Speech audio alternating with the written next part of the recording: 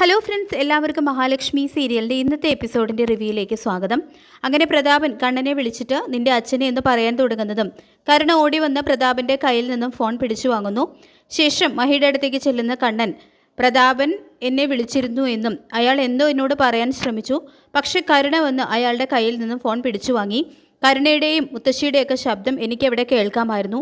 അയാൾ എന്തോ എന്നോട് പറയാൻ ശ്രമിക്കുന്നുണ്ട്. അന്ന് ഹോസ്പിറ്റലിൽ ചെന്നപ്പോഴും മുത്തശ്ശി എന്നെ അയാളെ കാണാൻ അനുവദിച്ചില്ല. അയാൾ ICUവിലാണെന്നാണ് പറഞ്ഞത്, പക്ഷെ ഞാനത് വിശ്വസിച്ചില്ല. എന്നിട്ടും തിരികെ പോന്നു എന്നെല്ലാം കണ്ണൻ പറയുന്നത് കേട്ട് മഹിയുടെ നെഞ്ചിടിപ്പ് കൂടുന്നുണ്ട്. പിന്നീട് മഹി വീട്ടിൽ പോകാനുള്ള അനുവാദം ചോദിച്ച് കണ്ണൻ്റെ അടുത്ത് എത്തുന്നു. താനിപ്പോൾ തൻ്റെ വീട്ടിലേക്ക് പോകുന്നതിനോട് എനിക്ക് യോജിപ്പില്ല. ഇപ്പോൾ എത്രയ്ക്ക് വയലൻ്റ് ആണല്ലോ പറഞ്ഞത്, താൻ എന്തായാലും സൂക്ഷിക്കണം.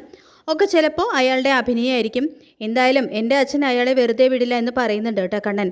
അങ്ങനെ മഹി വീട്ടിലെത്തുന്നു. എന്നിട്ട് നേരെ അമ്മയുടെ അടുത്തേക്ക് ചെല്ലുന്നുണ്ട്. കാര്യങ്ങളൊക്കെ കുഴഞ്ഞു മറിയാണല്ലോ അമ്മേ.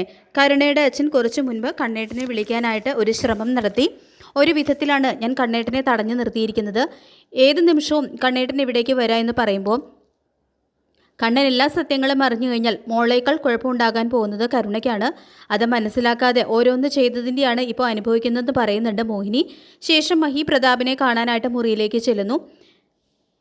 പക്ഷേ പ്രതാപനിപ്പോൾ പണ്ടത്തെ പോലെയൊന്നുമല്ല. മഹിയെ ലക്ഷ്മി മോളെ എന്നൊക്കെയാണ് വിളിച്ചിട്ടാണ് പ്രതാപൻ സംസാരിക്കുന്നത്. അത് കണ്ട് മുത്തശ്ശിക്ക് വിശ്വസിക്കാനായിട്ട് കഴിയുന്നില്ല. മാത്രമല്ല കരുണയെ പ്രതാപൻ ദേഷ്യത്തിൽ തുറച്ചു നോക്കുകയൊക്കെ ചെയ്യുന്നുണ്ട്. അപ്പോൾ കരുണയ്ക്കാണെങ്കിൽ അതൊന്നും തീരെ ഇഷ്ടപ്പെടുന്നില്ല. ഇവരാരും പറഞ്ഞിട്ട് കേൾക്കുന്നില്ല. നീ എങ്ങനെയെങ്കിലും കണ്ണൻ മോനെ എൻ്റെ മുന്നിൽ എത്തിക്കണം. അവനോട് എൻ്റെ മനസ്സിലിരുന്ന് വിങ്ങുന്ന കാര്യങ്ങളെല്ലാം വിളിച്ചു പറയണം.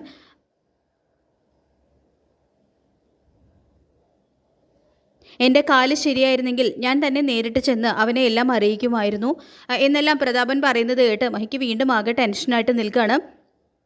തുടർന്ന് മോളച്ഛനെ കുടിക്കാൻ കുറച്ച് വെള്ളം എടുത്തുകൊണ്ട് വരാനൊക്കെ പറയുന്നുണ്ട് കേട്ടോ. അങ്ങനെ മഹി വന്ന് പ്രതാപന് കുടിക്കാനുള്ള വെള്ളമൊക്കെ കൊടുക്കുന്നുണ്ട്. അപ്പോൾ മുത്തശ്ശിയാണെങ്കിൽ ഇതെല്ലാം കണ്ട് താടിക്ക് കൈയും കൊടുത്ത് നിൽക്കുകയാണ്. ശേഷം ഒരു കാര്യം ഉറപ്പായി മോളെ, ഇവൻ്റെ ദേഹത്ത് വിശ്വനാഥൻ്റെ ആത്മാവ് കയറിയിട്ടുണ്ട്. അല്ലെങ്കിൽ അവൾ ലക്ഷ്മിയോട് ഇത്രയ്ക്കും സ്നേഹം കാണിക്കുമോ എന്നെല്ലാം മുത്തശ്ശി പറയുമ്പോൾ എൻ്റെ അച്ഛൻ എന്നെ അല്ലാതെ അവളെ സ്നേഹിക്കുന്നത് എനിക്ക് കണ്ടു നിൽക്കാൻ പറ്റില്ല മുത്തശ്ശി എന്ന് പറയുന്നുണ്ട് കേട്ടോ കരുണ. ഏതായാലും കണ്ണൻ പ്രതാപനെ കാണാനായിട്ട് പ്രതാപൻ കണ്ണനോട് പറയാൻ ശ്രമിക്കുന്ന ആ രഹസ്യം എന്താണെന്ന് അറിയാൻ വേണ്ടിയിട്ട് കണ്ണൻ അവിടെ എത്തുമോ എന്നുള്ളൊരു ഭയം മഹിക്കും കരുണയ്ക്കും മുത്തശ്ശിക്കും മോഹിനിക്കും ഒക്കെ ഉണ്ട്. അതിനുശേഷം അനന്തുവിൻ്റെയും ലേഖയുടെയും വീട്ടിൽ തിരികെ എത്തുന്ന മഹി കരുണാലയത്തിൽ നടന്നതെല്ലാം പറയുന്നു. കണ്ണനെല്ലാം അറിഞ്ഞു കഴിഞ്ഞാൽ അയാളുടെ ജീവൻ എടുക്കും എന്നുള്ള കാര്യം ഉറപ്പാണെന്ന് ലേഖ പറയുമ്പോൾ എനിക്ക് തന്നെ അത് അറിഞ്ഞിട്ട് കൈ ധരിക്കുന്നുണ്ട് ലേഖ. പിന്നെ കണ്ണൻ്റെ കാര്യം പറയാനുണ്ടെന്ന് പറയുന്നുണ്ട് കേട്ടോ അനന്തു. പിന്നീട് കരുണ മുത്തശ്ശിയോട് പറയുന്നുണ്ട്, അച്ഛനെങ്ങാനും നടന്നു തുടങ്ങിക്കഴിഞ്ഞാൽ കാര്യങ്ങളൊക്കെ കുഴയും മുത്തശ്ശി. പിന്നെ നമുക്ക് അച്ഛനെ തളച്ചിടാൻ പറ്റില്ല. അച്ഛൻ ഏത് നിമിഷവും വേണമെങ്കിലും ഇവിടെ നിന്ന് ഇറങ്ങി കമലേശ്വരത്തെത്തി കണ്ണേട്ടനോടെല്ലാം വിളിച്ചു പറയുമെന്ന് പറയുമ്പോൾ മുത്തശ്ശിക്ക് ഇത് കേട്ട് ആകെ പരിഭ്രമാവുന്നുണ്ട്. പിന്നീട് രാത്രി പ്രതാപൻ്റെ മറ്റൊരു മുഖം കണ്ട് ഭയന്ന് വിറയ്ക്കുന്നുണ്ട് കരുണ. പ്രതാപനെ അല്ല, ശരിക്കും കണ്ണൻ്റെ മരിച്ചുപോയ അച്ഛൻ വിശ്വനാഥനെ തന്നെയാണ് കരുണ പ്രതാപനിൽ കാണുന്നത്. ആ ഭാവത്തിലും പെരുമാറ്റത്തിലും ചിരിയെല്ലാം കണ്ട് കരുണ വേണമെങ്കിൽ വേഗം തന്നെ ഭയന്ന് വിറച്ച് മുറിക്ക് പുറത്ത് കടന്ന് കതകടയ്ക്കുന്നു. തുടർന്ന് മുത്തശ്ശിയുടെ അടുത്ത് നിന്ന് പറയുന്നുണ്ട്, അച്ഛനിപ്പോൾ പഴയതുപോലെ സമാധാനത്തോടെയൊന്നുമല്ല സംസാരിക്കുന്നതെന്നും എന്നെ കണ്ടപ്പോൾ ശരിക്കും വയലൻ്റ് ആവാൻ തുടങ്ങി. അച്ഛൻ്റെ ശബ്ദത്തിലൊക്കെ വലിയ വ്യത്യാസം വന്നിട്ടുണ്ട്. കണ്ണേട്ടൻ്റെ മരിച്ചുപോയ അച്ഛനെ തന്നെയാണ് ഞാൻ അച്ഛനിൽ കണ്ടത്. നമ്മുടെ അച്ഛനെ ഞാൻ ഇതിനു മുൻപ് ഇങ്ങനെ കണ്ടിട്ടില്ല എന്നെല്ലാം കരുണ പറയുന്നത് കേട്ട് ഇനി എന്ത് ചെയ്യും ഭഗവാനെ എന്ന് പറഞ്ഞുകൊണ്ട് പരിതപിക്കുകയാണ് മുത്തശ്ശി ചെയ്യുന്നത്.